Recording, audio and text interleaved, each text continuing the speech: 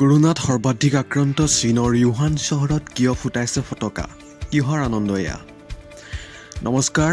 আপোনালোকক সকলোকে স্বাগতম জনাইছো আজব খবৰ ইউটিউব চেনেললৈ কৰোনা ভাইৰাছৰ আৰম্ভণি চীনৰ ইউহান চহৰৰ পৰা হৈছিল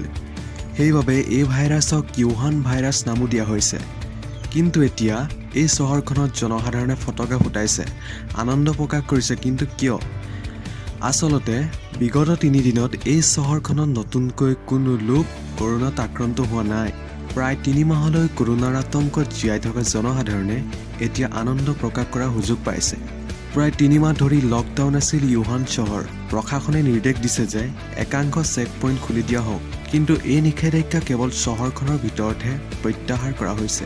চহৰৰ বাহিৰলৈ যোৱাৰ ক্ষেত্ৰত এতিয়াও আছে নিষেধাজ্ঞা প্ৰশাসনৰ মতে কৰোনাক লৈ ইউহান আটাইতকৈ সংবেদনশীল অঞ্চল আৰু আগন্তুক মাহতো চেষ্টা কৰা হ'ব যাতে এই ভাইৰাছে বাহিৰলৈ নিবিয়পে আনহাতে 3 দিন ধৰি কৰোনাত কোনো লোক আক্ৰান্ত হোৱা নাই বুলি কোৱা কথাষাৰ সহজভাৱে লোৱা নাই একাংশই চীনৰ সাউথ চাইনা মৰ্নিং পোষ্টৰ মতে চহৰৰ সকলো লোকে বিশ্বাস কৰিবলৈ পৰা নাই যে 3 দিন ধৰি কৰোনাত কোনো লোক আক্ৰান্ত হোৱা নাই জনসাধাৰণৰ মতে চৰকাৰে তথ্য লুকুৱাইছে